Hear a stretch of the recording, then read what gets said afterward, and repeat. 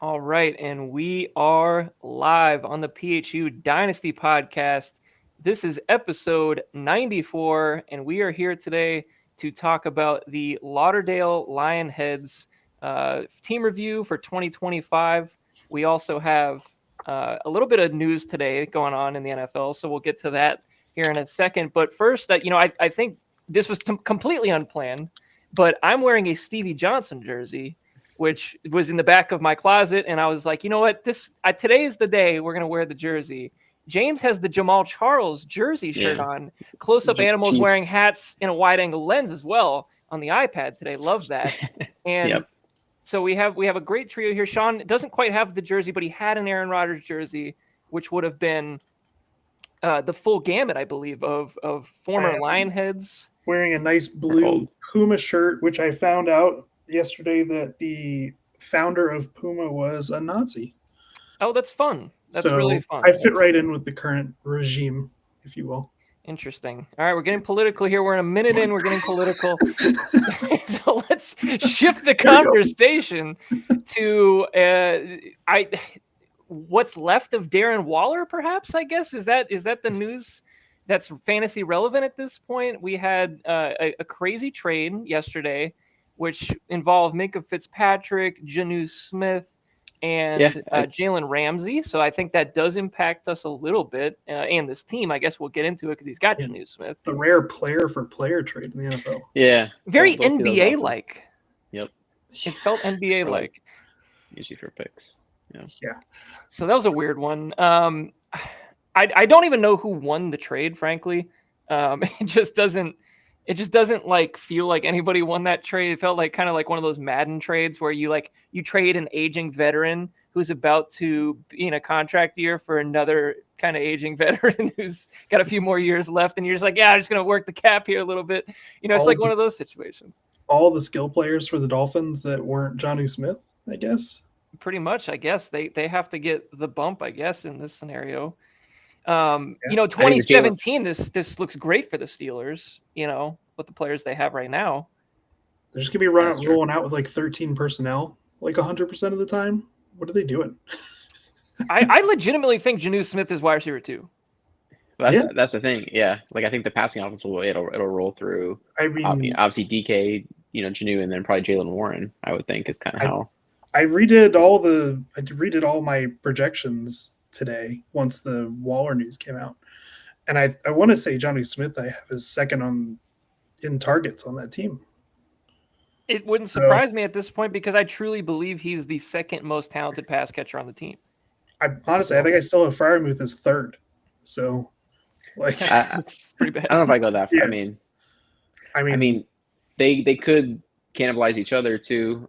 I don't think Jonnu Smith is going to do as well as he did this past year. I think that's a fairly safe bet. I think he's, like he can be around that tight end 10 fringe line, right? Like where it's like maybe back in tight end 1. I just don't know how much volume, Steelers passing offense has, I think the value in Smith really is just going to be in the fact that out of all the tight ends they have in that room, he's going to be the one that you can actually split out into the slot and split out into receiver sets. Whereas like Freiermuth could do it, but he's not as athletic.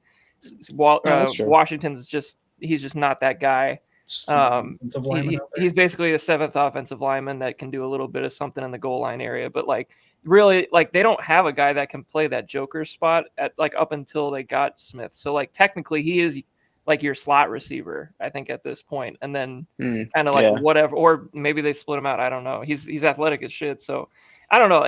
It's kind of just one of those situations like, I don't want any of it. I'm just going to sit this one out and let somebody else deal with this because I don't want to do this. So anywho, let's circle this back here. I guess we should talk about Darren Waller then.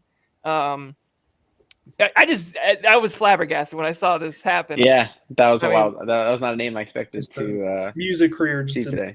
Didn't work out. Not working out, huh? I don't know. I think people actually kind of like him. Like, I don't know. Like I've seen some comments where people are like, this is kind of, like the first few were bad.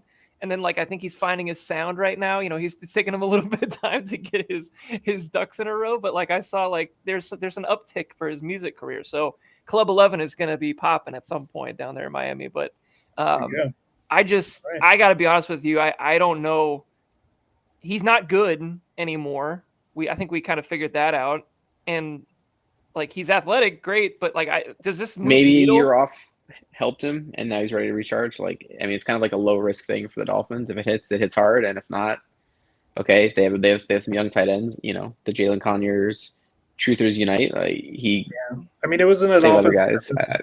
Before last year, it wasn't an offense that was really featuring a tight end anyway. Correct. So it is what like if But it's Smith good. had production. Like, it's not like he didn't do anything Before last year. Oh, before last year, I see. Yeah. Johnny Smith had like 100. He kind of forced his way because he was just so good, year. and Jalen Waddle got hurt again. Tyreek Hill was just kind of a shithead. So, I mean, he fits the culture there for sure. There's no doubt about it. So, I just like as a Jalen Conyer truther, this doesn't move the needle at all for me. Like, I could easily see like him being hurt in training camp because he's not like conditioned properly or just some like this is not going to go well. I just don't see this. Probably not, but there's a chance. But for like you said earlier, no risk at all for the Dolphins. Yeah, it's just kind of like, you might as well give it a go and just see. Are you trying to say that you didn't think that Pharaoh Brown was going to be a walk-on off Jalen Conyers, Eric? I was a little bit more worried about Julian Hill, as a matter of fact. Yeah. Because Julian Hill can actually block. So I think like somebody's got to be the inline tight end on this team, and I just don't know who it is. So it's like, I don't think it's Waller either. Waller's not an inline tight end. So it's like, I just don't know what's going on here. Out here looking at their depth chart. There's a guy named Tanner Connor, and that is the most NPC sounding football name. That sounds like the fourth tight end when you play Madden. You play the franchise and you don't have a full roster, so they just throw somebody on your team. That's Tanner Connor. He has no picture in Madden. Like, there's zero pictures. It's just that blank space. No photo available. And then he went to like Texas Wesleyan, and he's 6'4", 230, which is like way too small to play tight end. That's the guy you're getting. So converted fullback. Yeah, converted fullback, former tight end in high school, one of those guys. So, all right, so let's get to the Lauderdale Lionheads.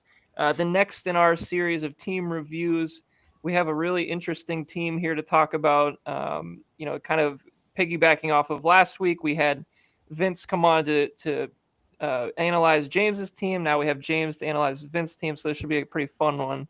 So let's start right here. Kind of like the overall look of the team. Just in terms of power rankings, I should probably go to the power rankings here just to kind of take a peek what they have. And we're going to just do players only. So they have the Lionheads in the 6th position for players only based on keep, trade, cut value. Kind of right on that playoff line, along with the Battle Axes, Long Gamers. I would give your team a little bit more credit than that, Sean, personally. But kind of just in that 4, 5, 6 range, I think is kind of fair to say for this team, perhaps.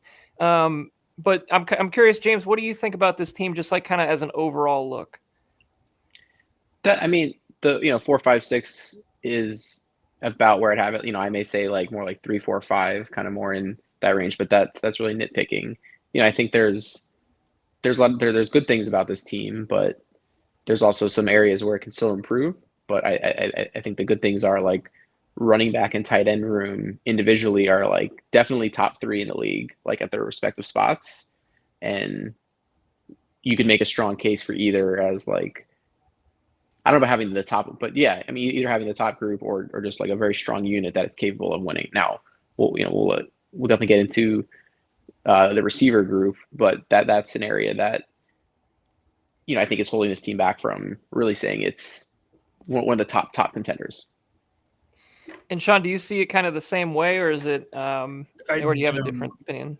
I think there's 3 teams that are going to be competing for the last 2 playoff spots. So I guess 5, 6, and 7. Yeah. And so maybe like a little further back than James, but that's kind of where I'm at. I think there's like 3 or 4 players that I've definitely like pinpointed that I know me personally, I'm going to be lower on than most other people. They're on his team, and when we get to those players, I'll definitely highlight them. But I think that's what's pushing me back a little further compared to maybe what this chart is saying or what James is saying. All right. So let's get right into the position groups, because this is kind of where the fun begins, if you will.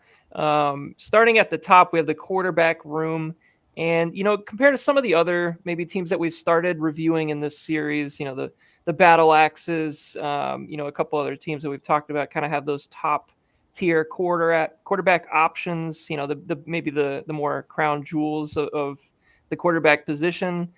This team, frankly, kind of doesn't have that. There are guys. We have some youth here for sure, but not anybody that would really move the needle for me. Kind of for this league specifically too, where it feels like where if you have one of the big quarterbacks, you're at a real advantage now with the 6-point touchdown for both rushing and passing. I think Kyler Murray right here at the top. He is the starter as it stands right now, in my opinion. He's kind of been on a steady decline over, the past couple of years, just kind of, his dynasty value seems to have held for the most part. But if you talked to me when we drafted Galactic, when I drafted him 2 overall, I will tell you it has not been a fun ride up until now. So at the time, it looked really nice. And, he had that big rushing season. And I think he finished like number 2 or 3 overall. And since then, we have not seen that. So James, I'll kick it to you here. As a starter in our dynasty league, where there's not really, a big competitor on this Lionheads roster at this point for, that QB1 spot. I think there's a lot of QB2s. I mean, Kyler was QB10 last year. I mean, by definition, that's a QB1, right? Yeah, but do you see? I guess my point is, do you see? I don't love Kyler, but I think in fantasy, I think he's passable sometimes. He's definitely capable of some of those big games. I think he's one of those players that if you're savvy with it, that that maybe the weeks to avoid him. There's at least some other depth, interesting options here on this team, right? We kind of have the Falcons QB room. And you got Bryce Young. Yeah, the NFC South, basically, right? Yeah, but pretty much, yeah. Look, I think Kyler Murray definitely is unsure how much longer he'll even be the Cardinals starter. But even if that comes to fruition and the Cardinals go 7-10 and they decide they want to move on, all this stuff, like he can still have like a productive fantasy season because he kind of has that rushing floor and the playmaking and all that. Like if Marvin Harrison actually takes the leap, like there's points to be had here. I don't love Kyler Murray, but these ranks, yeah. QB, like I said, he finishes QB10 last year. That's by definition, it's a QB1. I don't know. That's fair. Sean, what do you got here? So Kyler's going to be one of those 3 or 4 players that I'm going to be lower on than a lot of people this year, just based off of this year coming up, which I think will be his last year in Arizona. It's safe to say, yeah. But for me personally, I've got him.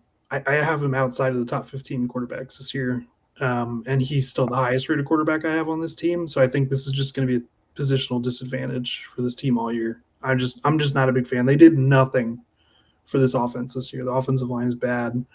They don't know what they're doing with the pieces that they have on offense. Just the way they used Marvin Harrison last year was just poor. Kyler Murray is not good at the routes, good at throwing the routes that Marvin Harrison's good at running. And I just don't see a lot of touchdown upside. And Kyler's run less and less every year. So I'm just not into it. I just think he's going to be a guy that misses ADP this year, and I'm just lower on him. So what's interesting too, kind of mentioning the offense, this is Drew Petzing's 3rd year as the offensive coordinator there, which I find to be shocking because he has not been good in any of those seasons. I think, like what Sean said, the mismanagement of Marvin last year was pretty bad.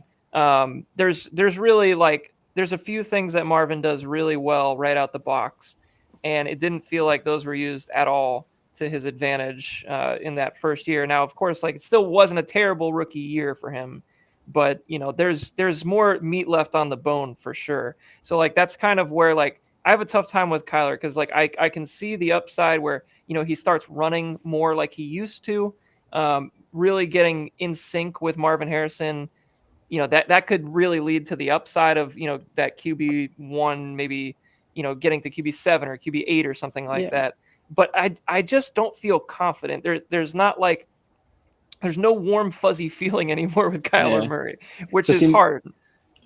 Seems like you guys both expect the the Cardinals, to be taking their new quarterback next year in a loaded quarterback draft. That's kind of what it sounds like. I think it's possible, but I think he's shown enough that he's in fantasy he's useful, and I think there's a chance that he surprises again. I mean, there's obviously talent there. And I think it's me pushing him down this year, I think, is a mixed bag because it's not necessarily all on him. I just think I'm more like bullish on pushing up these second year quarterbacks from last year. I think I would rather have Caleb and Drake May ahead of Kyler this year. Obviously, Okay. you'd rather have Jalen. I mean, that's or Jaden. That's Jaden. Yeah, obvious. definitely. I'm guessing you're taking Bo Nix over him too, then. Yeah, of course. Bo Nix is probably. He's like QB5 for you. I mean, he's probably out of those second year quarterbacks. QB1, James. QB1. Probably the second. He'd probably be the second ranked of the second year quarterbacks this year, I would imagine. Just because that's dude, I think this is year. a tough year for quarterbacks because I was looking, just doing some redraft research the other day, poking around on mocks. Like, there's so many guys between like 6 and 20 that I'm just like, I'd be fine with a lot of these guys. Like, I have no, I don't need to take one early. I don't think this year. And that's kind of my point with pushing Kyler down. Like, I think it's just personal preference because, like, and he definitely is, but he's just like, sure, personal this is a guy that I struggle to watch and see anything overly impressive as a quarterback. I just don't think he can see over his line. I just think that's it is what it is. I don't think he can. He runs around. He's a limited passer, and he's running less each year. He doesn't use the middle of the field. Okay. Well, so I don't know. Like, I'm curious. I mean, he's got it with Harrison, but okay. I mean, then it's obviously the QB room. Then I don't think either of the other guys are probably in that 6 through 20 tier we're talking about. They're more like clear backups in fantasy, which. Mm-hmm.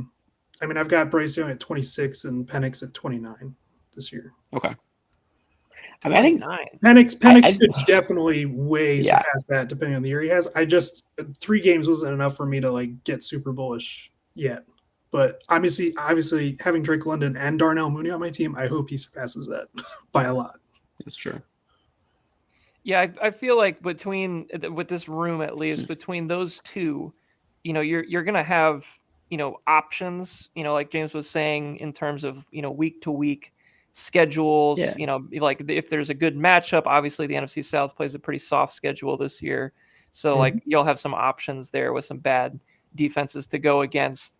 And I'm actually a little bit more bullish on Penix. I'm not supposed to as a Bucs fan, but like I just kind of like Michael Penix. Like there's something there where I think he's a bit of a gunslinger and he doesn't give a shit. Yeah, he's a very fun quarterback to watch because he challenges downfield more than most quarterbacks do nowadays. So he kind of has to because he doesn't really run anymore. So it's like, all right, like what are you bringing to the table beyond just was one of the reasons I had a hard time ranking him because like when you don't do anything on the ground in fantasy, it really hurts. No, that's true. You got to have you got to be Burrow. A good line, and so then I'm trying to project him, and like I can't project a guy his first full year starting throwing like more than like 30 touchdown passes. That just feels like not like responsible. Yeah, so, I mean, but I think it's possible because like if you're talking about like I was thinking about this with the Arizona Cardinals situation with Murray, that offense did essentially nothing to improve personnel wise. Correct. Like they did nothing this offseason. They did not upgrade Michael Wilson. They didn't upgrade anybody in the slot, I don't think. They didn't get better at second tight end. They didn't get better at running back. They're just kind of they are what they are. And it's like, do you think like I really like the Atlanta skill pieces in comparison. So like I wouldn't even like I feel like if it was a matchup that was like maybe a Kyler in a bad matchup and then Michael Penix in a good matchup, like I would really have to consider the Penix because of the weapon. I think he would be really smart to just rotate all 3 of these guys all year, just play matchups. Yeah, Bryce Young could have some shutouts, but I mean, I was even say hot take. I think Penix is the most likely of the 3 to throw 30 touchdowns. Now, I agree. I think I have him. I have him throwing more touchdown passes than Kyler Murray this year. Yeah, that's fair. But obviously, I would expect Kyler would make up for it in the rushing. But. No doubt. Yeah. So I guess like obviously we have a couple of rookies here in Kirk Cousins, so I don't want to spend a whole lot of time on that. But Gabriel could start. I guess I I don't believe it, but like no. I don't think. First of all, I don't think he's good. So there's that. I think he's going to be a player that Vince cuts in August. But that's All right. Well, there we go. You heard it here first on the PSU Dynasty podcast. But I actually think Will Howard like is still like out of the holds. Like I would consider holding him because I just think he's got the it factor, and I think he's probably gonna have a shot to play next year. So like there's maybe like he's worth a stash. I'd rather hold him than Dylan Gabriel. Yeah, for sure. I don't think it's even close, frankly. Agreed. And then Cousins is the old handcuff at quarterback, which is one of my favorites in a one QB league, getting that handcuff. So I mean, as a whole, like this is ranked 8th by Keep Trade Cut This Room. I can't really argue with this. No, I mean, of the teams, who has I think worse that are teams at quarterback? I mean, yours truly. I mean, the plague now, and the plague, and then probably another candidate. I'd rather have Herbert than the other guys. I would too. I'd rather have Herbert than Kyler. I mean, I would rather have Herbert than Kyler. Okay, I think they're in the same tier of player. I mean, like Herbert just had a really down year this past year, but I think we all kind of excuse it away because it's like year one of a Harbaugh offense. But we got a comment from the Peanut Gallery here. We got Penix made Rome Odunze at Washington. You heard it here first. Ooh, I love that take. I disagree with that statement, but I have to as a Rome Odunze. Okay. I think there was he was definitely a piece of the puzzle. Jalen McMillan on the Bucs was the best receiver at Washington. I mean, I'll tell you right now, it's not Jalen Polk. It's not Jalen Polk. You get a wide receiver that does his best work downfield, and you get a quarterback that does his best work throwing downfield. I think they just work together. I don't know. I still don't think I think it's way too early to say anything about Rome at this point, but we'll get to that on the Armadillos. The best skill position player on the Bears. You mean? we have plenty of time to shit on Jalen Polk in that podcast. So that'll be fun.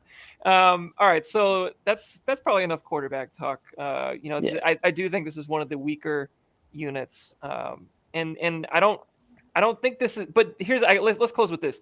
Is this bad enough that you feel like you go out and have to make a move, or maybe to try to improve this position before the season starts or during the season and to really make a good run at it this year? Do you think that's necessary?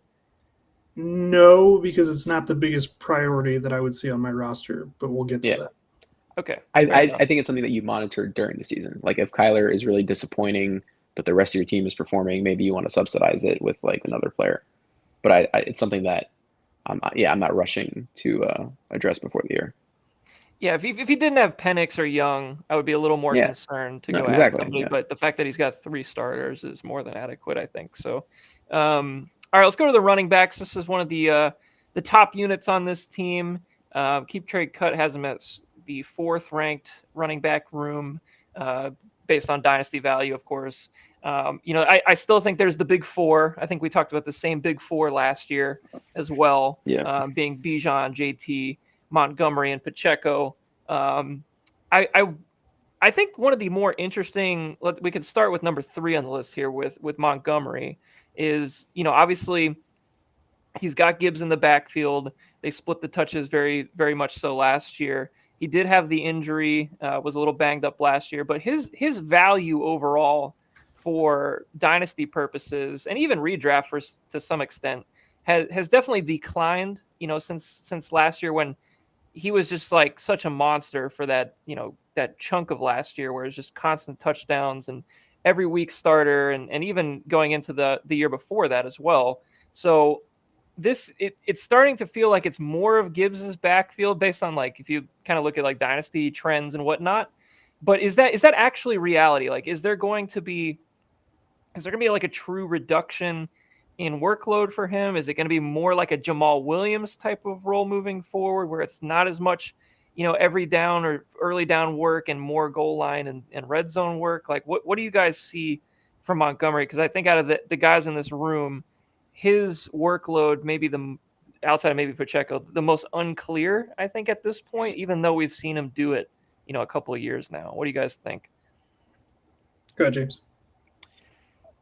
I think I am concerned about Montgomery, but it's not necessarily because of him, the player. It's more about how I feel about the Lions, where the center retiring and obviously losing Ben Johnson. I love Dan Campbell. How great is he at the schematics portion? Did he hire the right guys to replace Ben Johnson and even the defensive guy?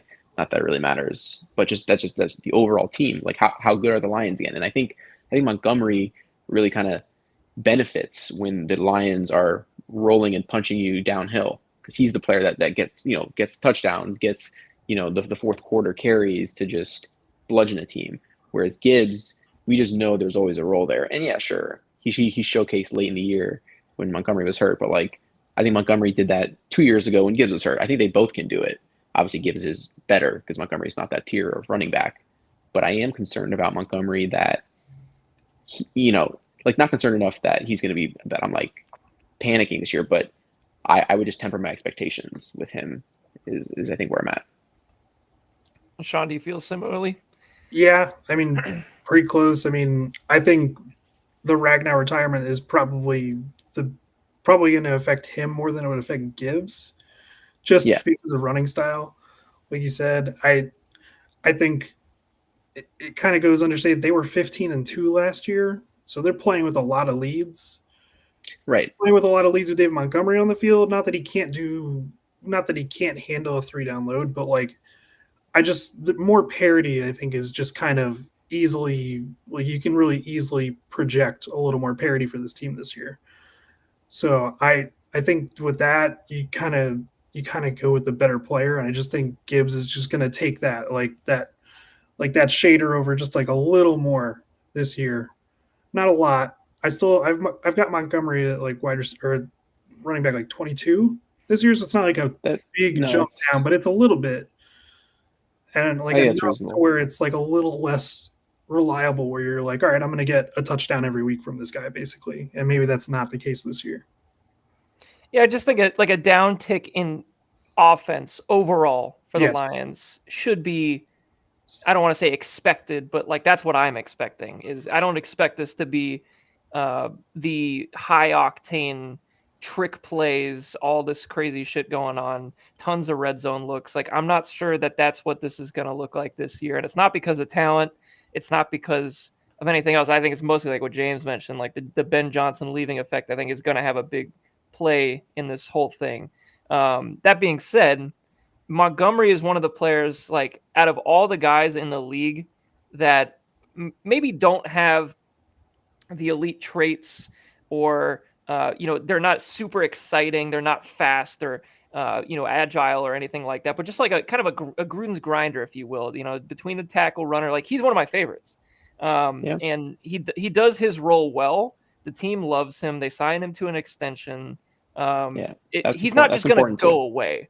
So Right. like Yeah. I think at the very least, you have at the bare minimum, you have the goal line back of this team. I don't think that's changing. And I also think that he's going to get a lot of work on third down as the pass protector, because Gibbs does not do that. And I do think there's at least there's just going to be more chances for him in other areas of kind of like the offense in general, because I just don't think it's going to be, we're going to hand them the ball 16 times and just pound them in between the tackles over and over and over. Like I don't think that's the case anymore, because they're going to split this more evenly and try to keep both guys fresh, because Montgomery does have some wear on the tires as well. He's been around for a minute. I mean, he's only 28 still, but he did get injured last year. I don't think that's that might be, maybe it could be a trend coming up for him. I don't know. I don't want to speculate, I guess, on that, but he's just not the guy that, when you drafted him last year in redraft, right? Like you kind of knew what you were going to get this year. This year, I don't think we know exactly what we're getting, and that's kind of the tough part I have with him this season. That being said, as your RB3 on this team, are you comfortable with that as your 3? See, I actually think Pacheco is the 3. Is kind of how I So that see was it. kind of my next question. Is like, do Yeah. you Oh, who is the I'm 3 I'm here? I'm encouraged by the offseason that the Chiefs had. Now I know Sean would have taken Brashard Smith in probably the middle of the second if he had even higher draft capital.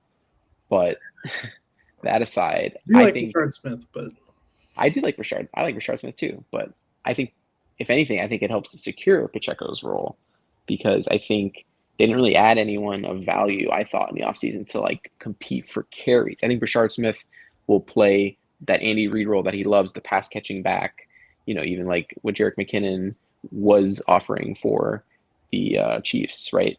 Mm. Um, but I think Pacheco's pretty, again, secure in a goal line role for a Chiefs offense that even at its floor is still like, a functional offense, right? And I think Pacheco came back too early from his injury last year because he didn't look the same. But I think a full off season he should be better. So I'm expecting him to kind of return and again be this team's RB3. Yeah, I mean, I completely disagree, but Okay. Yeah. I just don't think he is gonna have enough workload. Like this team is gonna use Kareem Hunt, whether we like it or not. I think they're gonna be closer in carries than everybody wants to admit because they Okay. don't want Pacheco to be in a position where he's coming off another injury. He's a guy that runs too hard for his own good. And for me, I just think they're going to balance it out a little more this year. I maybe the goal line work is the same, but in a team that's already going to be, they just don't run the ball that much. I set them out as one of the lowest like running game like volume wise in the NFL. Like I think I've got Pacheco for like 160 carries and Kareem Hunt at like 130 or something like that. Wow. Yeah. I think that's where we differ. I don't see that, but surely. I mean, Kareem Hunt. Do we really think he's going to get that much? I mean, it was out of Yes. necessity. I clearly. I mean, Eric, come on. Whose side are you on here? This is a tough one for me because I love Pacheco, the player. Yeah. Wow. And I Kareem think he's talented. Okay. And I think he's much better than Kareem Hunt is from a talent standpoint. That being said, they have 4 running backs in this room that I think all have they all could get carries. Like even Elijah Mitchell, I believe, is on this team as well. Yeah. So I'm like almost more concerned about Elijah Mitchell than I am Kareem Hunt, but Elijah Mitchell will get hurt that's very because he true. always does. I think this whole team could get hurt. Like this whole running back room could just be hurt. Like it wouldn't surprise me. Hangover. But this is the thing. I think we've learned a little bit maybe. Didn't they give Pacheco an extension? Like, no, I don't think yeah. so. I think he's playing. Well, that's a great point, James. They extended Kareem Hunt. We're talking about contract year Pacheco coming up. Well, that's yes, important. they brought Kareem Hunt back on a very small deal just after the year because he was. It's not like he got some massive contract. I think here's the with Andy Reid, we've seen it like over the course of the years. He's always brought in these Melvin Gordon-y, kind of just like these kind of wash up. I can't remember a couple. I knew there's a couple other ones. I just can't remember off the top of my head. But there's these washed up guys that just kind of come in and everybody's like, oh, we got to go get him on the waiver wire. It's like he's not going to do shit. And like they kind of just like I think that's the Elijah Mitchell this year. So I feel like he's kind of be in the realm, like in the vicinity, in the dwelling, if you will. But I don't think he's going to really make a fantasy noise in any way, shape, or form unless everybody else gets hurt. And then Brashard Smith is kind of like, I hate to say it, Sean, but kind of like the Darwin Thompson right now, where it's like he was a draft pick, but like that's like he's at the back end of the roster, and it's like unless something crazy happens, then maybe he gets touches at a bigger scale. He's the only one that's like an above average pass catcher out of the backfield on this team. Pacheco had volume a couple years ago. I was just looking this up. He had 44 catches. He had 244 yards on 44 catches. So he was a check down guy. He's just not a passing option out of the backfield. I think they learned their lesson on that one. I don't think that's going to be a thing, which is another reason that I just can't get on board with volume for Pacheco. Like he'll get like the check downs, like a few, but like it's just not going to add to any value. He's going to need to score like, I don't know, like 10 plus touchdowns, like comfortably to be relevant for me as like a RB2 at most. And I just don't know. I'm just not there. I can't see it. So you're clearly taking Montgomery in a redraft. It's not even close. And it's not even close. I think for me it's like neck and neck. For his team to be competitive, Pacheco needs to be close to Montgomery, like as far as like an RB2, 3. I just don't know. I'm just not there with Pacheco yet. Like I'd need to really like I would also like to very see willing to be wrong It wouldn't surprise me. Right now, I just think it's going to be a split in that backfield. Yeah, he had 200 carries in 2023, and wasn't he banged up for those two though? Yeah, he played banged up, and then he played 14. Yeah, you're right. Yeah, he only played 14, so he had 200 carries in 14 games. So, and that was as a seventh round free agent. That was year 2. In year 1, that was year 2. Never mind. I mean, but even as the 7th round free agent, he was RB 34, 170 carries. I mean, yeah, that's pretty. I mean, to me, I don't think he's getting less than that. That's just like I would be shocked if he had less than 170 carries. But that's, I guess, I'm kind of like I'm more on James' side in terms of I think he's going to be healthier. I think he will inevitably get hurt because I think that's just like you said, that's just the way he runs. But I guess it's fair. But like I'm probably more on side of I would rather roster Pacheco. I think at this point, in terms of I would rank him higher than Montgomery. So that's probably enough for the 3 and 4 backs. Let's talk about the top 2 backs. I think Bijan is a pretty easy one. I don't know how much time we need to spend there, but I'm more interested in talking about Jonathan Taylor because of just the Colts in general. Like the Colts it's not good. Colts. It's not good. We're talking Daniel Jones, very likely the quarterback.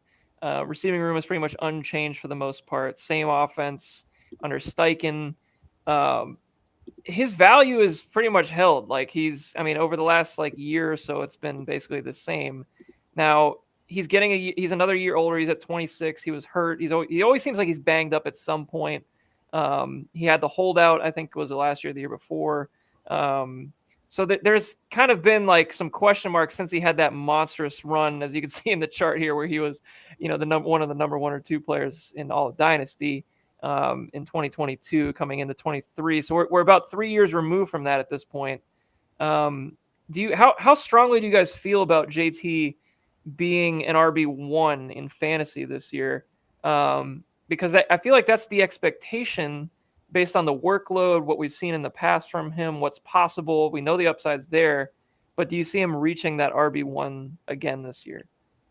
I mean, I do. I've got him in a kind of like a clump tier after the first few elite guys of it's him, Ginty, Kyron, HN, Jacobs, Bucky Irving, that whole group. I kind of have them all just kind of globbed together, but that's mid to low end running back 1 for me. And I feel pretty comfortable. I'd be surprised if he played enough games and he wasn't an RB1. Yeah, I mean, I think it's going to be like you said, how many games is he going to play? I also I just think he's going to be the every down back. There's no real competition here in terms of they didn't bring in a Jordan Mason, or they didn't bring in a high quality 2. They brought in DJ Giddens, who I think is good.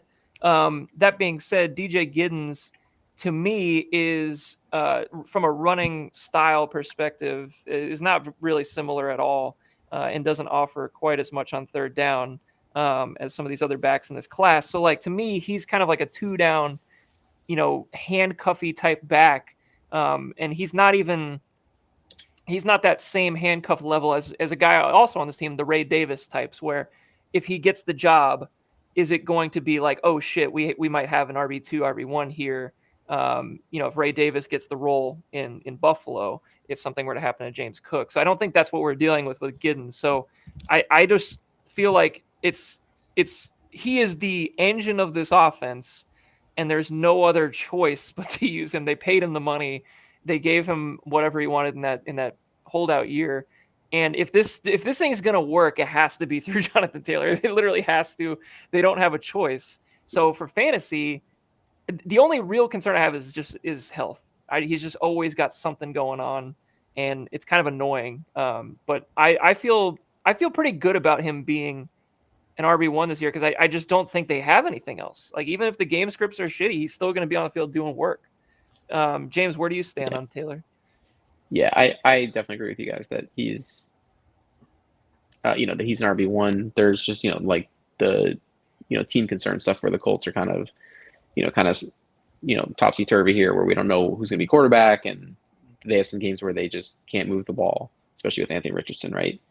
But I mean, to The have Taylor. beat reporters have Daniel Jones as the starter right now. No, you're right. So with Daniel Jones, maybe the offense is actually like a little more functional. So that could even be a good thing for Taylor. But yeah, I think he's, because of the injuries, and he doesn't really get like super involved in like receiving work.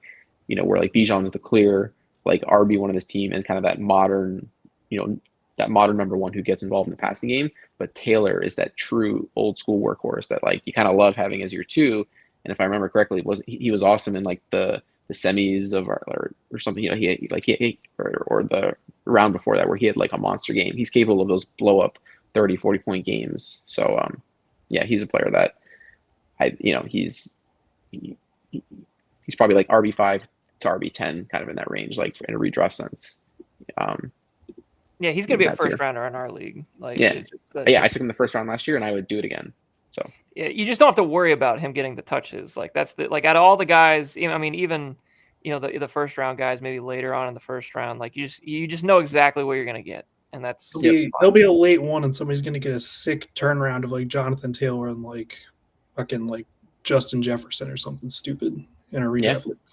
In our league, for sure. Yeah, maybe not other leagues, but in our league, it's possible because we love the running backs in this league. All right, let's go to the last guy. I think that's kind of noteworthy here is Ray Davis, as we mentioned earlier. I think obviously for Vince's team, having Tyler Algier, as your handcuff is a good thing. Sometimes even has standalone value, if as a flex if you like absolutely need him. But Ray Davis to me is one of the highest upside handcuffs in all of fantasy at this point, depending on what's going on with James Cook on a, either if whether it be he's hurt or contract or whatever else is going on up there. I think people saw in the limited touches that Ray Davis has had, it's been really good.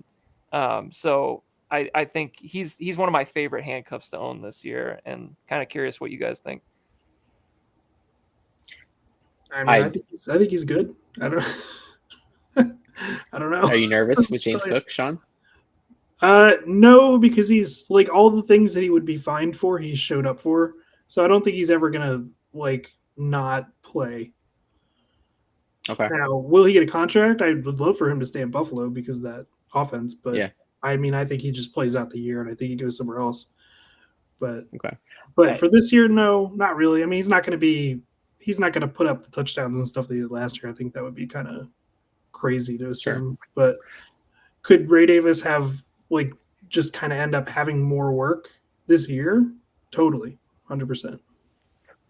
Yeah, I think there's some standalone like flex value in our league, right? Especially because the Bills are a top offense, right? Again, our league with the extra flex spots, you have to start some of these guys, and I think Ray Davis kind of will end up falling in that tier of like, oh, hey, like it's a high projected total, and he's been getting 8 to 12, touches a game. But with James Cook, it is a question mark now. I'm kind of with Sean. I think he reports and plays. It's been a while since a player's like sat out, but these things always come back around. He what? He likes his money too much. He hasn't been fined yet. Okay. So. That's fair. So it's probably not going to happen. So, but in the case that it does, of course, he's Ray Davis is one of the best handcuffs, and I do think I think there's more standalone value with him than Algier. One, because Bijan is in that tier probably of running back, but also I think Ray Davis has shown a little more than Algier, even though I used to kind of like him as a player, but he's kind of shown he is what he is. Whereas Ray Davis, I think, is more of a complete back and more dynamic for sure. Yeah, more dynamic too. Yeah. And I mean, frankly, I know we're talking about 2025 here, but if we're projecting into next season for Ray Davis, coming into, let's say James Cook were to leave and get the bag somewhere else, you might have something there with Ray Davis if they don't draft anybody or bring anybody else in. That might actually be a pretty big stash for future years as well. So I just think he's a really good player, and I don't, like James said, like I think he will have standalone value in this offense. They like to rotate these running backs too in this offense too. Like even Ty Johnson got touches, last year. Like they're not just running James Cook out there all the time. So I think it's going to be interesting to see how that plays out. Miles Sanders, I do not want to talk about, so we're going to move on here to the hold on. Can we just, like more than mention Bijan? I don't know. Like I just feel like it's a disservice to running back. Yeah. Yeah. Just in sense here, I mean, like real quick, does he have RB1 overall potential? Like I'm not saying I'm going to take him RB1. That's where I have him ranked. So. Oh, okay. Well, there you go. I would say yes. Okay. I'm just surprised then you're not as well. I mean, I guess there's more to a team than just having the RB1 running back, but I'm surprised you're just lower on the team in general. I mean, I've gotten to two of the guys already that I'm lower on, like compared to I would say just consensus or so far, and I've got a couple more left to go. So like I think it balances out. I mean, if he loses Bijan or Jonathan Taylor at any point this year, like I think he's fucked. Okay. So interesting. I mean, at least with Bijan though, he has the direct handcuff, so I don't even think he would. Yeah, I think JT would be a much bigger loss. I think in terms of team construction for this team at least, but you hate to say that because Bijan is so good, and like I like once again, sorry to gloss over Bijan because I love Bijan. I've loved him for years. I just think in terms of the podcast, like I don't know how much more analysis we're going to be able to do. That's fair. I was just more curious if you guys think he could be RB1 overall, and Sean answered the question. So Sean has been taking him as RB1. I actually in my mocks when I've had the one, I've been usually taking him as well. So just I feel like just from in terms of I haven't done any mocks yet, so I didn't realize that was It's not exciting, James. Yeah. I'll tell you that. Like it's hard to do mocks when everybody else's first round is like so different than ours. And I do have a Fantasy Pros account at this point because they let you weight the positions. So like you can say like, oh, it's very likely that running backs are going to go in the first couple rounds. So like that has helped. That being said, like you just never know. You literally just never know. So it's I think we know at least usually 6-7 running backs are probably going to go in the first round of our rookie draft or in our redraft. And I would imagine Bijan will be in the top 3 at least of those. So I mean, I think it's kind of just pick your guy. Is that what we're setting the over under on this year for redraft? Do you think it's 7.5? Oh, I was trying to think what happened last year. I think we had a couple of receivers sprinkle in there. And that was a big wide receiver year the year before. Now last year was a big running back year because like nobody got hurt.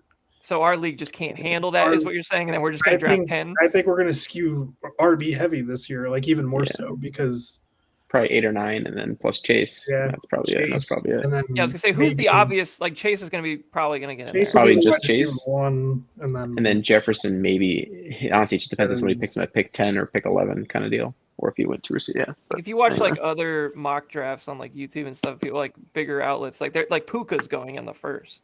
And I'm like, that's just not happening in our league. So unless Alex wants to still have Puka on his team somehow, that's the only other way. He misses him already. All right, let's go to receivers here. I think this is going to probably drive the most discussion on this team because I think this is the weakest group in terms of just like overall construction compared to maybe even some of the other playoff teams and maybe the contending teams, if you will. And I don't think that there's a lack of talent on this team. It's more of a lack of, fantasy, high end one upside, I think is kind of what's missing, which is fine. I actually have another dynasty league that I'm in with, I think I almost have like the exact same roster at receiver where it's like I have Flowers as my 1, Terry McLaurin as my 2. I think I have like Chris Godwin. I think that's in a dynasty value sense. Terry is. Oh yeah, I'm just reading off the list here. Yeah, Terry's the guy. Like Terry's a 1. Yeah. Zay Flowers isn't quite at that level. No, it's just the youth factor probably more than anything. For sure. That being said, Terry, I think is obviously the 1 for this team, and I love Terry. I think he's I would be hard for me to project anything less than he had last year would hurt to me. Like, I think he's just going to do what he did last year. Like, I think that's kind of like, he's going to be the red zone guy. He's going to be, Sean hates it. So I'll just let you go ahead. I mean, he scored 13 touchdowns last year. Yeah. I just think who else do they got? Like, what else are they going to do? it's just Debo. They did bring regression in to the Debo. mean, man. I think Debo's fat and is probably going to be fucked this year. Debo has a niche that's going to play well on this team, and I think that's going to get him some. But it's not. I mean, I just 13 is a lot, man. I mean, if he had 10, like I think it'd be fine with 10. Yeah, I think that would. I mean, I think I have him at like 8 or 9. I think that's fair. I think this team is also in for a bit of a rude awakening this year because they played a candy schedule last year. So I agree more with that. I think Terry can be a wide receiver one again, but it's. I mean, I wouldn't bank on it, but it's certainly possible. I think the contract stuff is interesting though. That it's like not going well. It's also July 1st though, so yeah, you never like when people are not showing up for anything. That's not great. Yeah, so well, ask Brandon Ayuk how that ended up going. Is there is there any player that deserves to be paid more? It doesn't make any sense why he's not already paid. To be like that's what I'm trying to figure out. Like this guy has endured the biggest bullshit on that team, and it's kind of dumb of them to bring in Debo, who's like paid already. It's like take care of Terry for like, or then take care of him soon after. Like have a better plan than what you. He's just endured all of the bullshit with this franchise, and now you're finally good. And he was. You've got a rookie quarterback. And he was big time last year. Rookie contract quarterback. Right. Exactly. And you're not paying anybody on defense. Your defense is shit. Like what? Big time Emmanuel Forbes. It's like I don't get it. Paying Javon Kinlaw $15 million a year. What the fuck? Like I don't. Come on. Yeah, they don't really have depth at receiver. They don't have anybody. Like I mean, obviously, Debo's fine, but like from an outside receiver standpoint, like Luke McCaffrey. It's Luke McCaffrey, Jalen Lane, and Noah Brown. I think he got hurt. Didn't he? Like Noah Brown did get hurt. You're right. So he already got hurt in camp. So it's like, what do we have? Like why is this? I agree with James. Like, why is this lagging? Like, what are we doing here? That being said, like I don't think they have a choice. Like he's got to play. Like they can't go into the season without him. Like they just can't. They'll pay it. At some point they'll give in and pay him. But like they're not. The only thing that would concern me for Terry for this year is an Ayuk situation where he's not out there, and he's not getting the reps.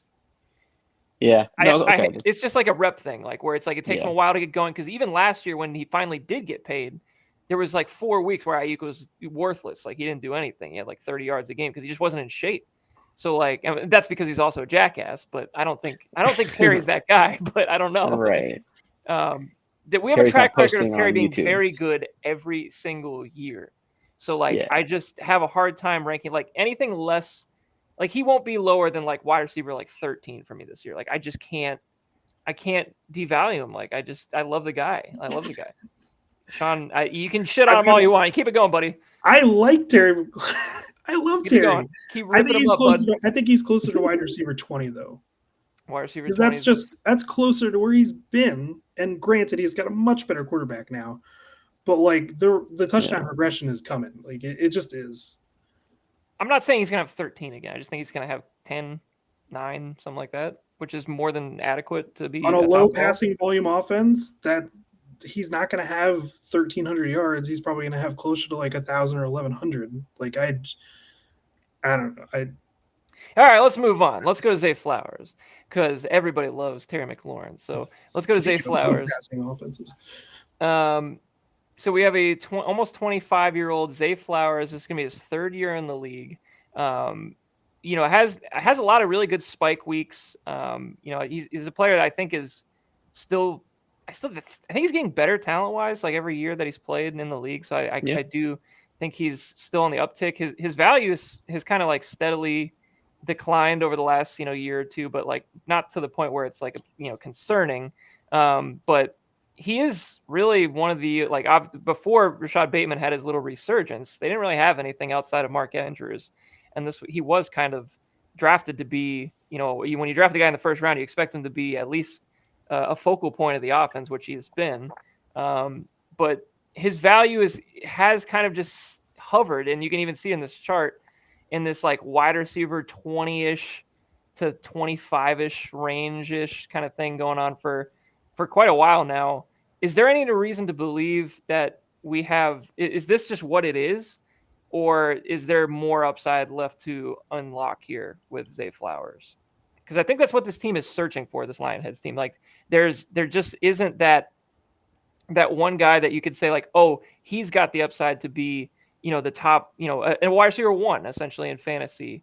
I'm just not quite, other than maybe like obviously like the top end of Terry is probably the closest thing that we're getting right now. So is Flowers capable of making that jump? Maybe Sean, I'll start you. Not because of his talent, but still no, because I think there's just a ceiling because of this offense for him. Because it's such a high like volume run offense, and the passing game is pretty well spread out between him, Andrews, Bateman, Hopkins is there now. I mean, likely he gets the ball. I just think it may be in a different situation. I'd be a lot more comfortable with him like being like a wide receiver 2. But for me, I think he's just kind of a very solid wide receiver 3 for me. All right, James, what are your thoughts I on think he Flowers? has. I think he has like top 15 upside. I don't know if I'm ready to say wide receiver 1. I think more like he'd be like hard pressed to kind of be, like I'd like to see him challenge. I just kind of checked his yards. It was like 1,000 yards for like 4 touchdowns. Like I'd like to see him closer to like 1,100-1,200 yards, get a few more touchdowns. But I think he's a player that he's improving. I think the Ravens missed him because he missed their last playoff game, if I remember, and I think that they definitely missed him in that game.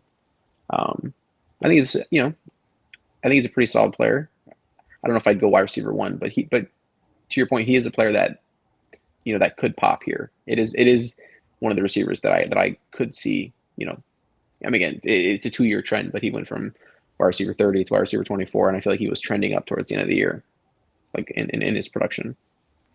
And he's had these big games too, like 111 yards, 132 yards, 115 yards, 127 yards. Like it's not like he can't put up. And these are kind of like high volume games. He's getting 12 targets, 9 targets, 12 targets, 8 targets. I honestly think he's kind of like, especially this whole offense. Obviously, it's a run heavy offense, but just in general, like I think it's a matchup dependent offense. Like Todd Monken is still there. Like they kind of like just attack certain like for example, like Mark Andrews has his pop weeks, and usually on those weeks are the weeks that probably Flowers isn't quite as targeted, or like even Rashad Bateman throw in that 6 catches for 72 yards and a touchdown or something like that. Like it's kind of just like whoever is going to be taken away by the defense, they're going to be just fine with that because they got 2 other guys that they think they could just make it work in the passing offense. And of course you have Lamar and Derrick Henry. So I don't think I think the hard part is the Ravens do not need Flowers to be a wide receiver 1 for fantasy. Like they just don't, it doesn't matter. Like they're fine with just getting the production when the matchups are right. And that's fine. And that because of that, there are weeks where he had 1 catch against the Bucks. He had 1 catch against Cleveland in week 18. He had 2 catches. Like there's just games where he just doesn't really touch the ball that much. They don't need him. Yeah, it's just like either Derrick Henry's running for 200 yards, or Bateman went off for 86 and a touchdown, or Mark Andrews caught 3 touchdowns, or some like just some random one-off games where they just don't have to use him that much. But for the most part, his targets are in the 6 to 9 range every week.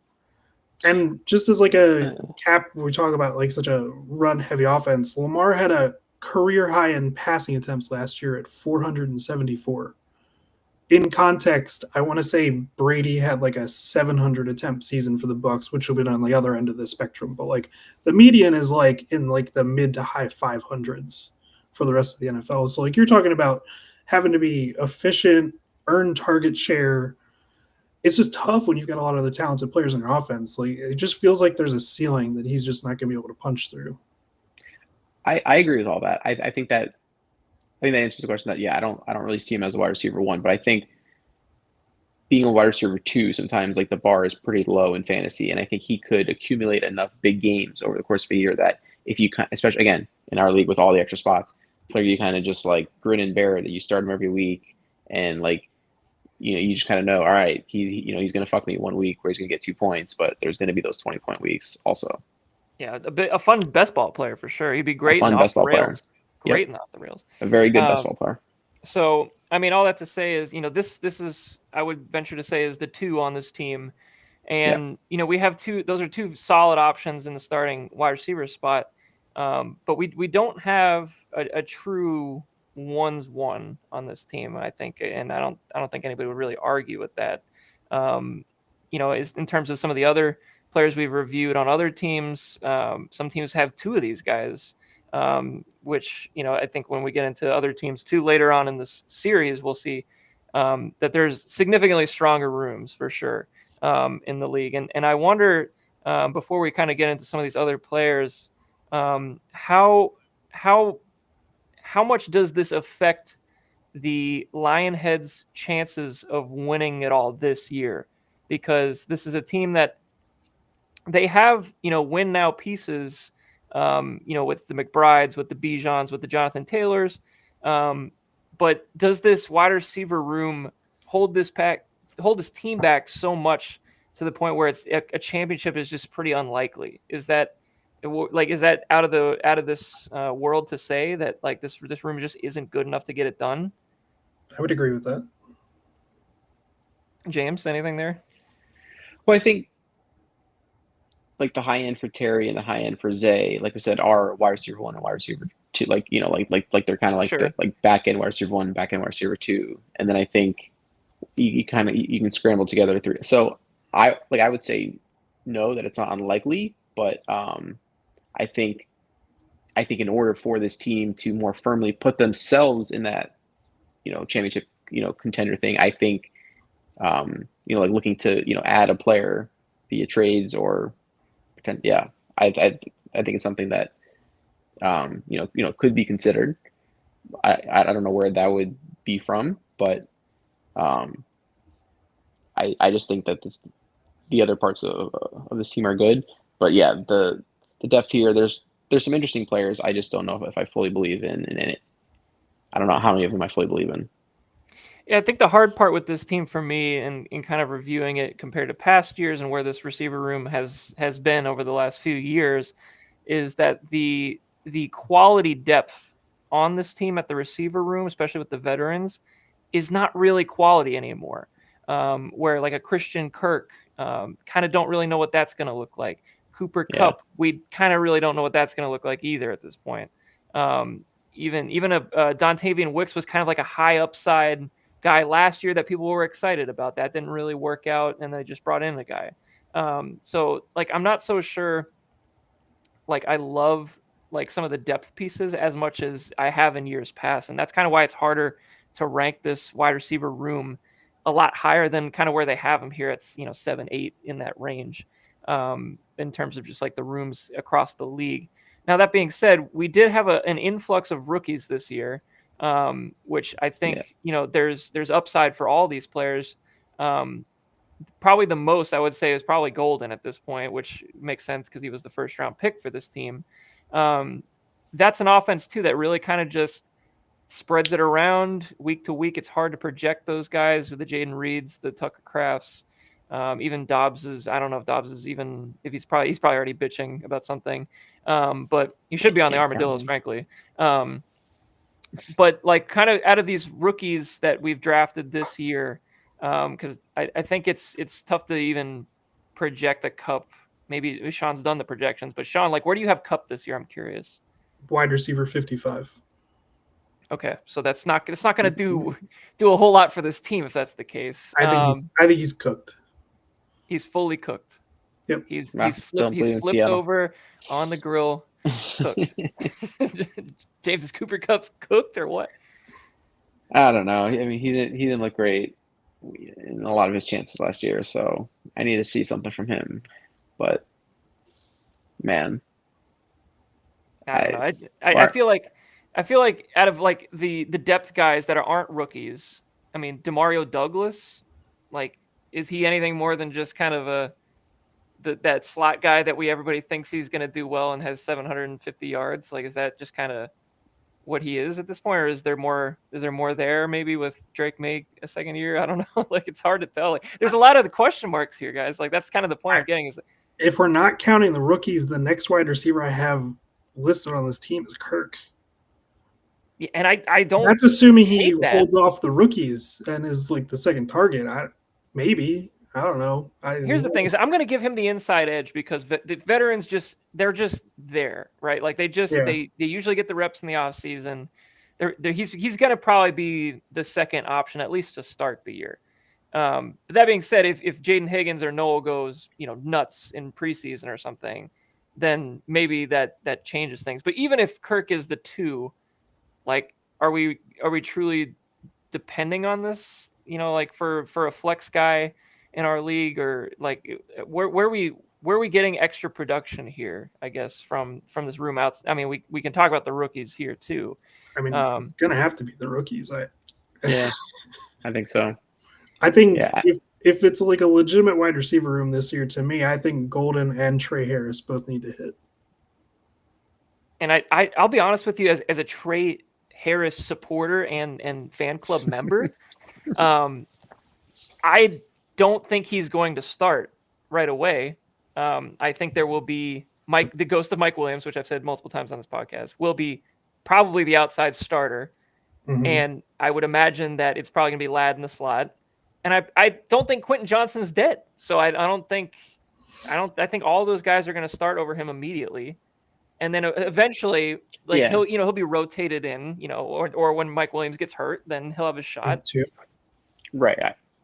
I think it's reasonable that he could, either take one of those roles or.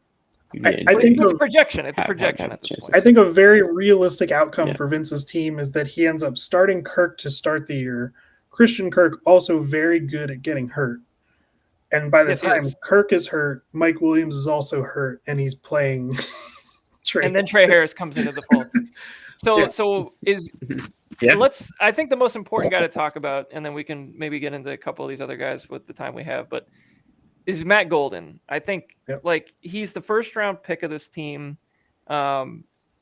It's just a hard projection for me. I like in a redraft league, I've had a hard time ranking him because you want to believe that he's in the top, 30 to 35, right? In terms of like just overall dynasty value, but like, where does that translate to this year redrafts? I can't imagine he's not going to be a starter. So it's just like with the rest of this offense where they do like to just kind of like, it's a run focused offense that spreads it around when they have to throw. I just don't know this year where I stand. So maybe one of you guys can help me out. Where do we go with Matt Golden this year? I've talked about Golden a lot on our podcast before. So go ahead, James. I think he's kind of in that like wide receiver 40-ish range for this year. Like 45 maybe. I had him at 41. Kind of, split it down the middle. 41. Okay. Yeah, like I was just kind of thinking it real quick in redraft sense. Like I wouldn't be comfortable with him as my wide receiver 4, just because like you just want somebody else to put I in. would feel right? Like I would feel very good about him as my wide receiver 5, as like that high upside guy on my bench kind of thing. And I just think it's going to take a little bit of time for him to maybe maybe start and take the role. But I think it's very plausible that he could be the best receiver in this. Like we're sitting here in October and it's like, yeah, it's very obvious that Matt Golden's the best receiver on Green Bay. Why aren't they giving him, more, target stuff? And then he just does get them. And then he's actually like good maybe in November or something, right? Like I think that's very possible. It's just someone that, I think it could, because it's not like he had crazy production in college, right? So it could just take a little bit to translate. Then again, Terry was like this too, right? Where he popped pretty early in his rookie year. Golden's not quite that big of a player, so I don't see that. But I do think he could, by the end of this year, be the wide receiver 1 in Green Bay. There are a good amount of overlaps though in their game. That's an interesting comparison. Yeah, I think he's just more athletic. Yeah. That's like I've always thought that like Golden, like his high end comp was something like a Stephon Diggs type, where it's like very good route runner, but also extremely athletic, not huge. Like that's kind of the archetype for him, and it's that kind of guy can be a 1 for sure, like a no doubt 1. Like those guys, like an Odell Beckham, for example, like those type of guys do exist. So like there's certainly upside, and I think out of all the guys on this list, he's. I mean, we've said Flowers might have a capped upside a little bit, perhaps, but Golden, his ceiling is very high because we just don't know what this will look like because the Packers haven't taken a first round receiver in forever, and they haven't had this kind of talent in the receiving room and as long as I can remember, as far as like draft capital and overall scouting, status. So it'll be interesting to kind of see how that plays out. But I am a little concerned, like you said, James, like you don't feel great about him being your 4 in a redraft. And as it stands right now, he's a 3 for our team, for this Lionheads team, right? So I kind of agree with Sean that Kirk just ends up being that guy immediately. He's going to be starting either Kirk or, I mean, Sean thinks Cooper Kupp is cooked. I don't know if I quite feel like him at wide receiver 55. I just need to see training camp reports. I guess not that it really matters, but because it'll probably just be positive no matter what. But puff piece. I don't know. I'm not ready to throw the towel completely in on Cooper Kupp. So he's somebody that between him and Kirk is probably your wide receiver 3, 4. Who's going to score more fantasy points for the Seahawks this year? Cooper Kupp, Marquez Valdez-Scantling. Who could tell? Oh man. I think it's going to be Cooper Kupp, but it'll probably be Cooper Kupp. But honestly, I would love to know what the numbers are. Though. I think if there is some good gambling numbers on who has the higher of the two, I think I would take MVS just for the fun. Should I sell you MVS, Sean, right now? Do you want him? Between him and Rashid Shaheed, Sean can't hand himself. Oh, I love Rashid Shaheed. I'd buy him for. Oh my God, I've tried. First round picks multiple times. Send him in. Maybe not that crazy. I do like Rashid Shaheed though. Dustin already has all my first round picks. I can't give him another one for Shaheed. It's like, how many more does he have? How many more can he acquire at this point? I've given him a first for fucking Chase Brown and James Cook. I can't give him another one. Give him another one. Do it right now here on the podcast. Yeah. All right, so I guess we could talk about maybe just a couple of these other rookies, and then we can move on here. These third round rookies specifically, Pat Bryant and Isaac Tesla. I don't think I'll start with Tesla. I think he's a project. I think Vince knows he's a project. Everybody kind of knows he's a project. I don't think we're expecting anything this year that's going to help the Lionheads win unless, crazy injuries happen or just he comes out of nowhere and just completely surprises everybody. I just don't really see that. The Lions still have Tim Patrick under contract this year too, so I think he's just kind of buried. So, it's a good learning year for him. Tim Patrick, not a bad guy to be up behind, honestly. They have what's interesting about that team too is they have 3 very different types of receivers, like Jameson, Amon St. Brown, and Tim Patrick all kind of do different things. And I think for Tesla, it'll be good because he just needs to learn how to actually play receiver. He's got all the other shit. So if he is the kind of guy that can absorb the information, it should be a good thing for him to not have to play this year. A bit of a clog though for this year. And then Pat Bryant is the other rookie. I obviously everybody knows how much I like Pat Bryant as the player because he's just my kind of guy. That being said, for fantasy in this Broncos offense, I don't know. I think they want him to be the little Jordan Humphrey role from last year, where he's a big guy on the outside who's very good at blocking on the edge. Can get involved if you need him to, but that's not you're not trying to rely on Pat Bryant to separate ever because he doesn't. But from fantasy, I don't know. I don't think there is any real projection that's super exciting for this year. But you could tell me he finishes as the wide receiver 2 in targets on this team this year, or the wide receiver 5 in targets this year, and I wouldn't surprise me either way. I have no idea. This is another team that just is all over the place. Yeah. The Broncos are a tough week to week, it's impossible to know. Do you guys know who was second in targets as the wide receiver position last year for the Broncos? Was it Vele? It was Vele. Who's not gone? He's still there. Still there. And Troy Franklin is still there. And Marvin Mims is still there. Benjamin Franklin. Evan Ingram is now there. It's tough. They have the only one. All right, I know what he's going to do, and that's about it.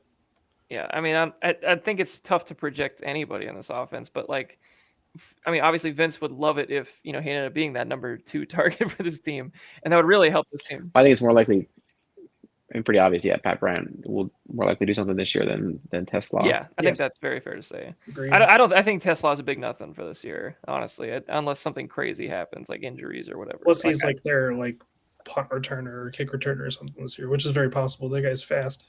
He's athletic. Yeah, just I don't see much for him just based on how raw he is, but I just could be totally wrong. And then Wicks, these other guys, I'm not really feeling too much. Everybody knows I like Trey Tucker, but he's that's gonna be a tough one for him this year. And then probably a few cut candidates down here. Slayton just finds a way to stick around the Giants, somehow gets an extension, big money extension. Fantasy wise, he's still the wide receiver 2/3 on this team. Like, he's not going to be gone. He does fit pretty well with Russ.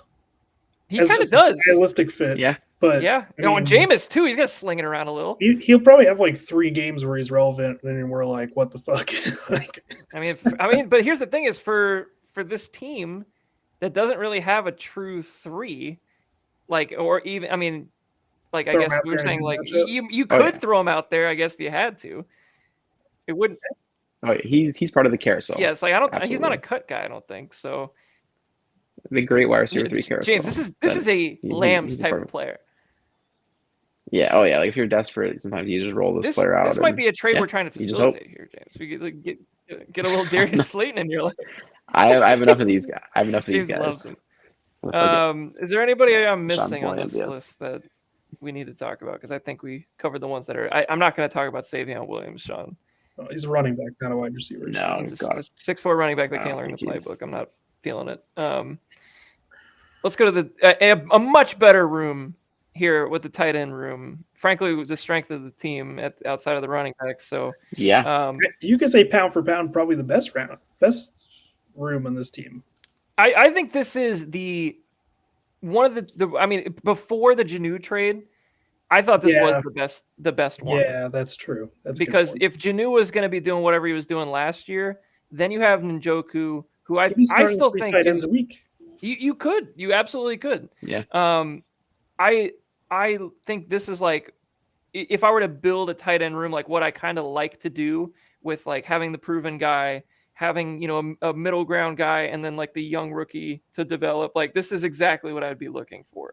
McBride at the top absolutely got fucked last year with touchdowns. Like, there's just no reason it's just literally just Cardinals being the Cardinals at that point. I see him getting way more touchdowns this year. I think that's just going to be a complete reversal in terms of his overall. Well, that would really help this team, right? With Kyler to McBride stack. So that would be a big thing for this team. Who's going to throw him all those touchdowns? Now that's the problem. That's the problem, Sean. That I just think that Drew Stanton. Yeah, Drew Stanton. Okay, let's have a quick sidebar here. Name. Let's go around the room. We'll do a mini draft. Shitty Cardinals backups. Go. Sean, you start. I'll go second.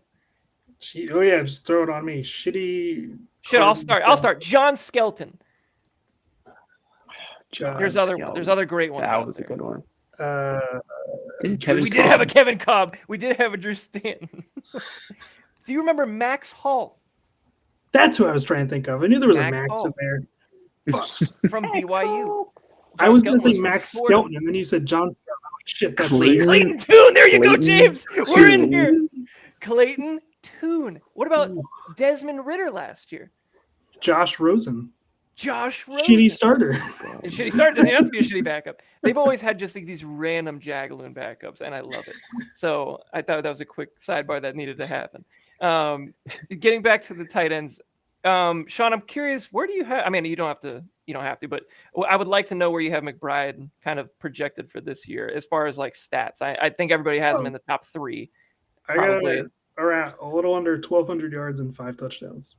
I mean, that would be hot. That would be real hot for this team. There's your wide receiver 3, maybe wide receiver 1, frankly. Like, it's just like that. There it is. So, like, if that's the case, and and that is a significant increase in touchdown output, by the way, year over year, going from 1 to 5. So 500% increase in touchdowns this year. I think he's gonna have a game this year where he has like 3 just to fuck with everybody. It'll just be week 1, and then it'll just be nothing else. Yeah, it's just gonna be wild. Here's the deal: is McBride, it was a slow burn to get started. He didn't do a whole lot his first year. There was a little bit of concern. Second year, really improved, and then now we're going into year 4 here after a very good year last year. So this is going to be his contract year as well, being a second round draft pick. So he already got paid. Did he get paid? So even better, no contract then, nothing to worry about. He's rolling. Yeah, he's locked rock and loaded. solid. He's I think he's going to be turning 26 this year, so he's got that going for him. He's tight end 2 in Dynasty. I don't disagree with that at all. In terms of Q trade cut value, and like you said, and like we've been saying, like a team that absolutely needs more production, like high end production. I think you could argue starting 2 tight ends maybe on this team at times this year, if Njoku gets going as well. Yeah, I mean, it's something that I think. I mean, because we're talking about the challenges at receiver. I don't think this team wants to start 4 receivers. So I think those flexes are, the 4 deep at running back, and I mean, maybe some weeks we are starting these tight ends if they're rolling. If there's not another running back that emerges, or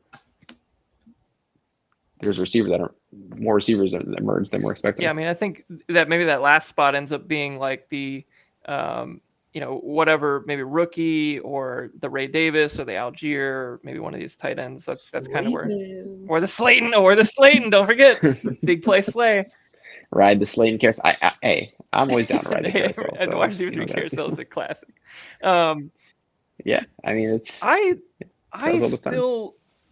have this. I like Dave Njoku. I still like him. What's not to like? He's 29. He's not even that old. I feel like he's been in the league forever. Contract year. Is he a contract year guy as well? Okay, that means something to me. I'm a big contract year guy. Big contract year guy. So, like his value, like especially Dynasty, like at 3,800 seems awful low to me still, because I still think he's good, and I think he's a guy, if he leaves the Browns, which he would be smart to next year, like he could be in a really good spot next year if he ends up on a good landing spot. Like imagine Njoku on the Dolphins, frankly, like that would be awesome. Like I think he's a perfect fit for them. Chiefs would be very interesting as well. Kelsey rolling out after this year, replaced with Njoku. I just think people forget how talented Njoku is. Like he does get banged up a lot, I'll say that, but the guy is a complete animal and an alien on the field compared to a lot of these other guys. So like he's not going away. And their offense sucks, and I still have him as tight end 7 this year.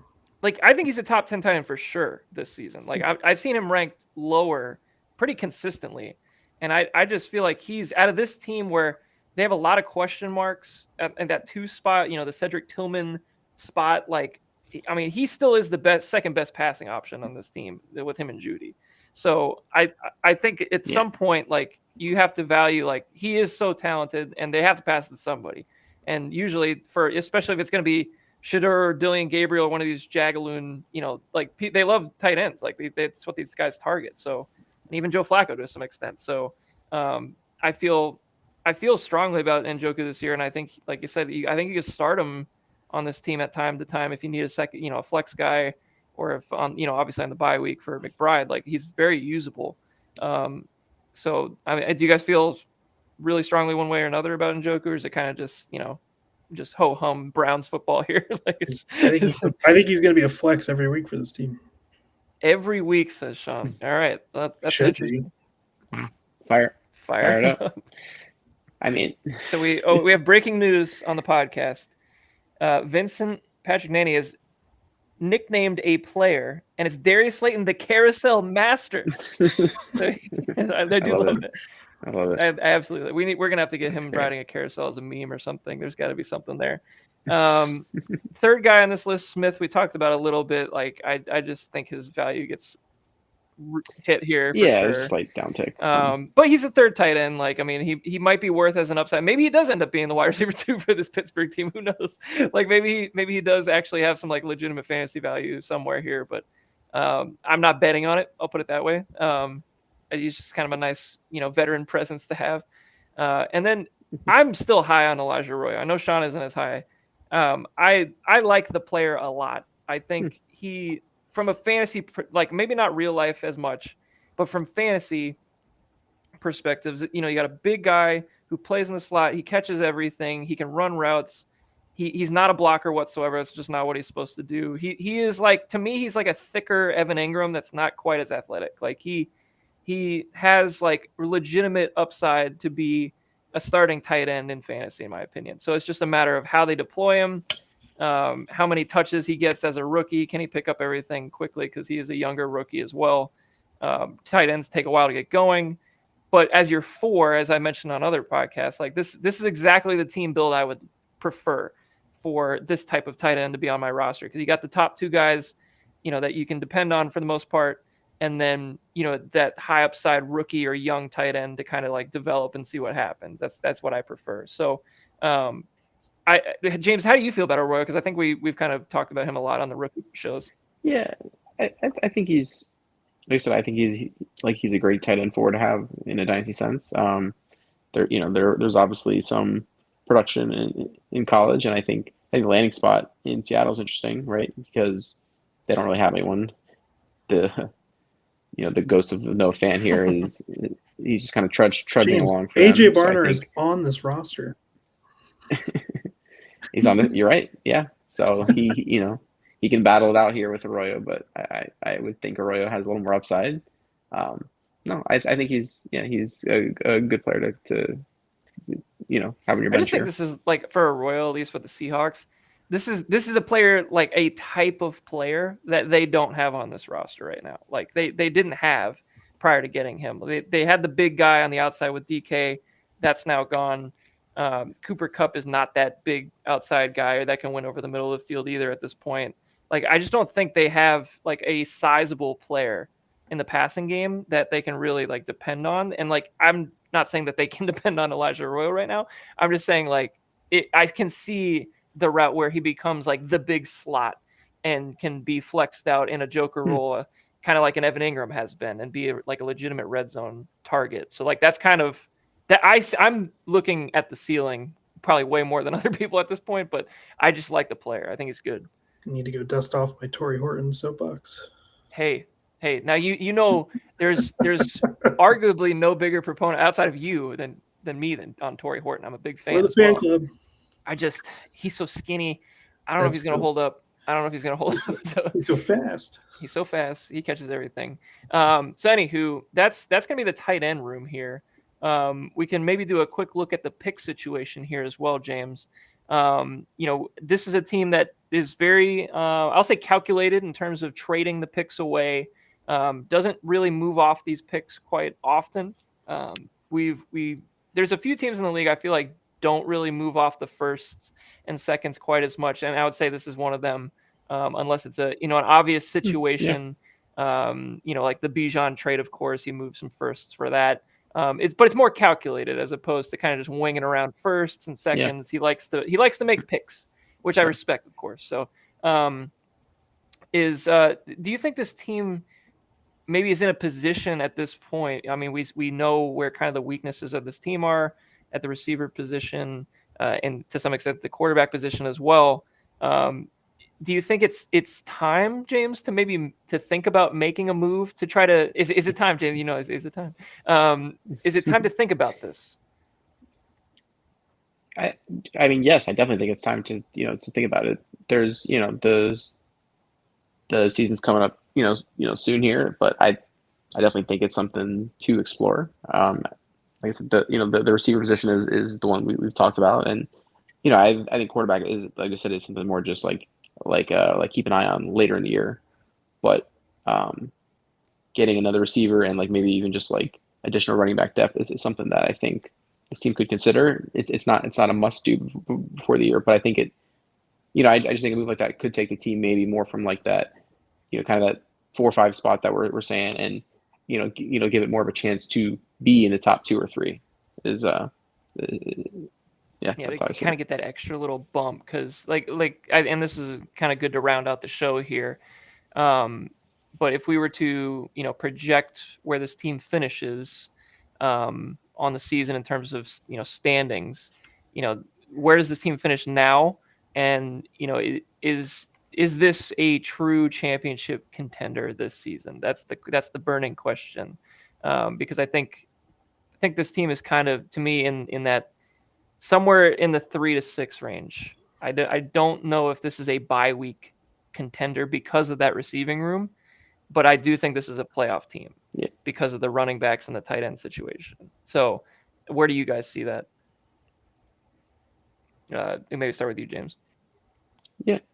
I mean, I agree. I think it is a playoff team. I think a bye is unlikely unless there's top end top end seasons from like several of the players we talked about, and or a trade or two that happens, right? Where like we're converting picks to players or whatever the case may be, or just swapping positions around and it works out. But I just think that it's one of those things where if this team makes the playoffs, like we have some of the horses that like we could go on a run. Sean, didn't he almost beat you in the semis? And right, like it was like pretty sure I remember you guys had like a high scoring game. So this is this team's kind of been in that mix of like not one of the top teams, but definitely like right in that next tier. So I think until things really change, it's kind of in that same group again. Is how I see it. Yeah, I think too. Like just quickly before we go to Sean here, is that the horses, like you mentioned, that stable of the Taylor, of the Bijan, and I'll put McBride in there as well. Just like the high end talent of the team, if it's all clicking at the right times in the playoffs, like you said, this team could absolutely make a run because of like we have high end talent, like elite level players. It's not like we're not like scratching and clawing for like one or two guys. Like we have three very, very quality players. And then other guys that have been, in the past have been elite players as well, that maybe they rebound or like a Kyler or something like that. Maybe something happens, but they could really get on a run. So Sean, where do you have this team for this season kind of end up? In a vacuum, I would potentially say that this is the first team out. But looking at his schedule, he gets the Lambs and the Muskrats twice. That means something. That means something. I think that's important. Yeah, so I'm going to say he finishes in the 5 or 6 seed. All right, 5 or 6 seed. All right. Well, I think that that kind of covers everything on this team. I guess maybe we should ask. We didn't cover kickers and defenses. Good defenses on this team, I will say. Good defense, and actually, I did want to mention that. I'm glad you said it. It'll be the first time this team doesn't have Justin. Yeah, that's true. Right? Yeah. Well, there you go. So that's actually have a new kicker. I mean, his production was dropping. He already was kind of stuck anyway. So actually, probably for the better. The question is, who's the replacement? Did he get the other Ravens kicker to replace him? Currently, nobody on the roster. I don't even know if he. Oh wow! Yeah. All right, so we're gonna have to go find a new kicker out there somewhere then. It's gonna be problematic. He's gonna be leaving points on the table if he does not pick one up. Oh man. Oh no. All right. Well, with that, I think we will end it right there. And this has been episode 94 of the PHU Dynasty podcast. We'll be back next week with another team review, and we're going to keep these rolling all the way to the 100th episode. And I will say, because we do have James on the podcast today, where there has been initial discussions about a Chicago live podcast. Initial discussions once we get to there for the redraft league. You never know what could happen up there, so we could maybe get a live. We had last year we had Hot Tub Trade Machine. That was really exciting. So who knows what the Chicago draft might bring this year. So just want to tease that a little bit because I think that might actually happen. And it'll be a lot of fun. Sure. So anyway, let's wrap up episode